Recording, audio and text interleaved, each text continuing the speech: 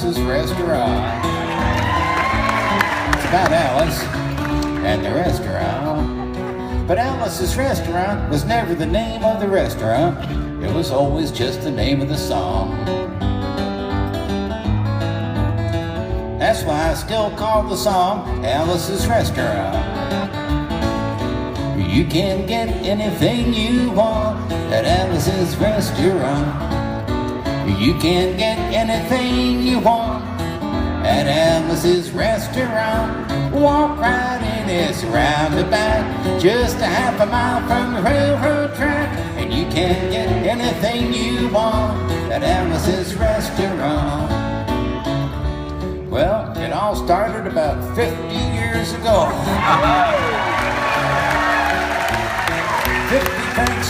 50 years ago on Thanksgiving, when my friend and I decided to go up and visit Alice at the restaurant. But Alice didn't used to live in the restaurant. She lived in the church nearby the restaurant, in the bell tower, with her husband Ray and Foxy the dog. And living in the bell tower like that, they used to have a lot of room downstairs where the pews used to be. And seeing as how they took out all the pews and having all that room, they decided that they didn't have to take out their garbage for a long time. We got up there, found the place was filled with garbage, and we decided it'd be a friendly gesture for us to take the garbage down to the town dump. So we took the half a ton of garbage, put it in the back of a red VW microbus, took shovels and rakes and implements of destruction, and headed on toward the town dump. We got there. There was a sign, a chain across the road saying, "Closed on Thanksgiving." We had never heard of a dump being closed on Thanksgiving before. So with tears in our eyes, we drove off into the sunset, looking for another place to put the garbage, and we didn't find one till we come to a side road. And off of the side road there was a 15-foot cliff, and at the bottom of the cliff there was another pile of garbage. And we decided that one big pile would be better than two little ones. Rather than bring that one up, we decided to throw ours down. That's what we did. Drove back to the church, had a Thanksgiving dinner that couldn't be beat, went to sleep and didn't get up until the next morning when we got a phone call from Officer Obi. He said, "Kid, we found your name on an envelope at the bottom of a half a ton of garbage. Just wanted to know if you had any information about it." I said, "Yes, sir, Officer Obi. I cannot tell a lie. I put that envelope under that garbage." It was after speaking to Obi for about 45 minutes on the telephone that we finally arrived at the truth of the matter. And Obi said we had to go down and pick up the garbage. We also had to go down and talk to him at the police officer station. Now, friends, there was only one or two things that Obi could have done at the police officer station, and the first thing was, well, he could have given us a medal for being so brave and honest over the telephone, which wasn't very likely, and we didn't expect it. And of course, the other possibility was that, well, he could have bawled us out and told us never to be seen driving garbage around the vicinity again, which is what we expected. But when we got to the police officer station, there was a third possibility we hadn't counted upon. We was both immediately arrested, handcuffed. And I said, "Obi, I don't think I can pick up the garbage with these handcuffs on." He said, "Shut up, kid. Get in the back of the patrol car." And we sat in the back of the patrol car and drove to the quote, "scene of the crime," unquote.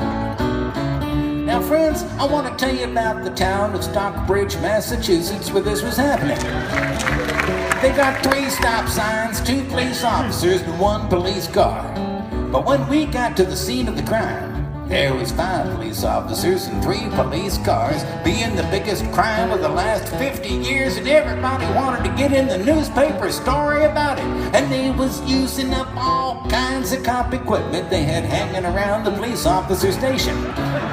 They was plaster tire tracks, footprints, dog-smelling prints. And they took 27 8x10 colored glossy pictures with circles and arrows and a paragraph on the back of each one, explaining what each one was to be used as evidence against us. They took pictures of the approach, the getaway, the northwest corner, the southwest corner, and that's not to mention the aerial photography. And it was after the ordeal, we went back to the jail, and Opie said he was going to put us in a cell. He said, "Kid, I'm going to put you in a cell. Give me your wallet and your belt." And I said, "Opie, I can understand you wanting my wallet, so I don't have any money to spend in a cell." "What do you want the belt for?" He said, "Kid, we don't want any hangings." I said, "Opie, did you think I was going to hang myself for littering?" Opie said he was making sure, and Frank told me he was, because he took out the toilet seat so I couldn't hit myself over the head and drown.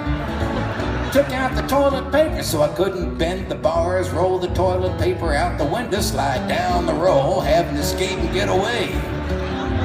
Opie was making sure, all right. And it was about 4 or 5 hours later that Alice, remember Alice? The song about Alice, and she come by, and with a few nasty words to Opie on the side, she bailed us out of jail. We went back to the church, had another Thanksgiving dinner that couldn't be beat. Went to sleep and didn't get up until the next morning, when we all had to go to court. We walked in, sat down. Opie come in with the 27 8x10 colored glossy pictures with the circles and arrows and a paragraph on the back of each one, explaining what each one was to be used as evidence against us, and he sat down. A man come in, he said, "All rise," and we stood up, and Opie stood up with the 27 8x10 colored glossy pictures, and the judge walked in, sat down with a C&I dog. He sat down. We sat down. Opie looked at the C&I dog, and at the 27 8x10 colored glossy pictures, and looked at the C&I dog. And Opie come to the realization, because he began to cry, because he come to the realization that this was a typical case of American blind justice. There was no way the judge was going to look at the 27 8x10 colored glossy pictures. Of course, that's not what I come to talk about. I just thought I'd mention it. Thought I'd talk a little bit about the draft. And of course, there may be some people here that don't know what that was, but we used to have a thing in those days called the Selective Service System, which meant that when you was a young man, you turned 18, you had to register with the Selective Service so that you could select some kind of service that you might be interested in. And if your answers were none of the above, they would help you by making a selection for you. I remember they had a building up in New York City on Whitehall Street, and that's where you used to have to go in, get injected, inspected, detected, infected, neglected, and selected. I remember I had to go in there one morning a long time ago, and I got good and drunk the night before, because, well, I wanted to look my best when I went in that morning, and I was hung down, I was brung down, I was hung up, I was all kinds of mean, nasty, ugly looking things. I walked in, I sat down. They gave me a piece of paper, said, "Kid, see the psychiatrist, room 604. I went in there, I said, "Shrink, I want to kill. I want to kill. I want to see blood and gore and guts and veins in my teeth, eat dead bird bodies. Kill, kill." And I started jumping up and down, yelling, "Kill, kill." And he started jumping up and down with me, and we was both jumping up and down, yelling, "Kill, kill, kill, kill." Till the sergeant come over, pinned a medal on me, sent me down the hall saying, "You're our boy." I didn't feel real good about it, but I proceeded on down the hall, getting more injections, inspections, and all kinds of stuff that they was doing to me at the thing there. And I was there for a long time. I was there for 2, 3 3, 4, 5 hours. I was going through all kinds of mean, nasty, ugly stuff. They was inspecting, injecting every single part of me, and they was leaving no parts untouched. But I proceeded through until I came to see the very last man. I walked up, I said, "What do you want to see me about?" He said, "Kid, we only have one more question. Have you ever been arrested?"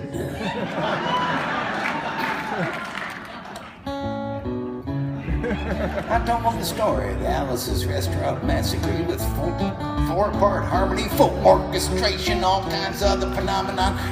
He stopped me there, he said, "Kid, did you go to court?" And I told him the story, the 27 8x10 colored glossy pictures with the circles and arrows. He stopped me again, he said, "Kid, I want you to go over, sit down on that bench that says Group W. Now, kid."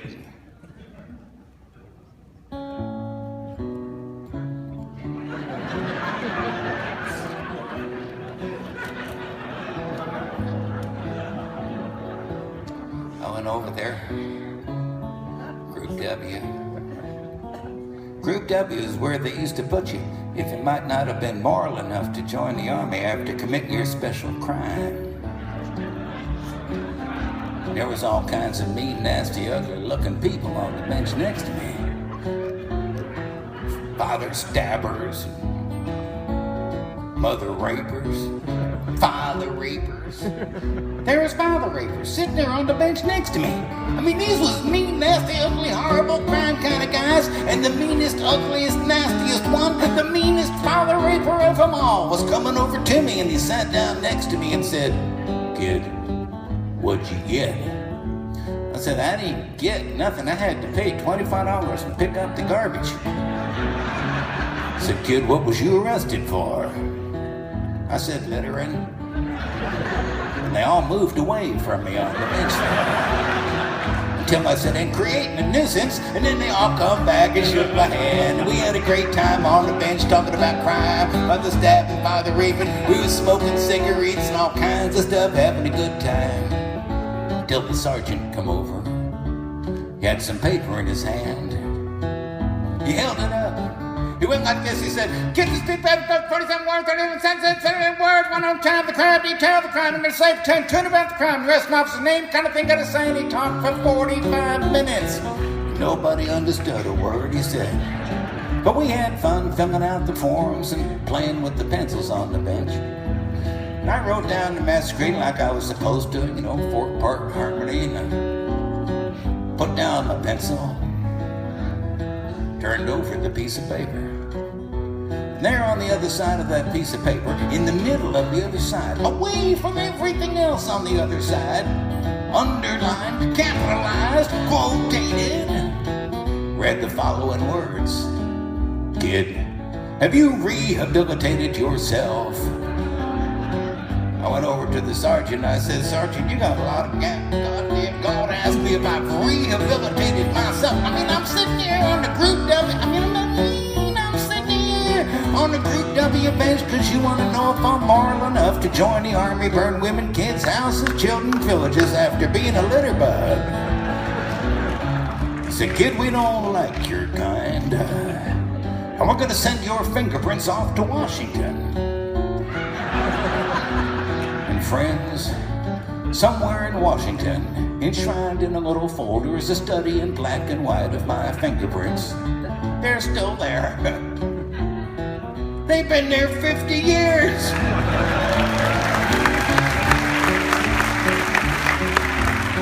But I'm not the only one. They've been adding to the collection. More recently than even some of you might be in a collection like that. And if you ever find yourself in a collection like that and you don't know what to do, there may not be much you can do, but there's something you can try. And that's wherever you are, just take a moment and start going like, you can get anything you want at Alice's Restaurant. Imagine one person just starting to sing that song. It's probably not worth collecting.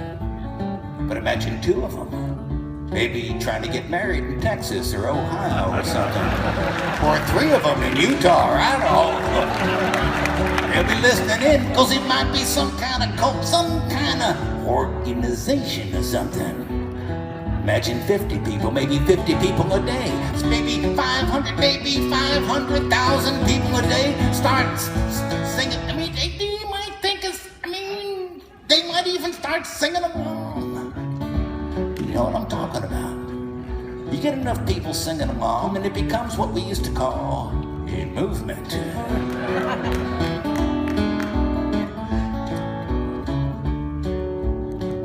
I've been thinking, it'd be nice if everybody found a song worth singing around the world. Friends, foes, anybody, just a song that was so good, so fabulous that everybody'd be singing along, that people'd be singing and they'd be recording and they'd be collecting and even they'd be singing along. It wouldn't be this song. But while we're waiting for that song to come around, we can try it on this one. You can get anything you want at Alice's restaurant. You can get anything you want at Alice's restaurant. Walk right in, it's roundabout, just a half a mile from the railroad track. You can get anything you want at Alice's restaurant. No. That sucked. You want to end war, you want to change the world and stuff, you got to learn to sing loud so people can hear you, so it's worth collecting in the first place.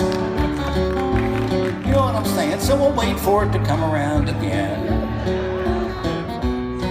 It's just practice. You can get anything that's better at Alice's restaurant, except in Alice. You can get anything you want at Alice's restaurant. Walk right, it is a roundabout, just a half a mile from the railroad track. You can get anything you want at Alice's restaurant. At Alice's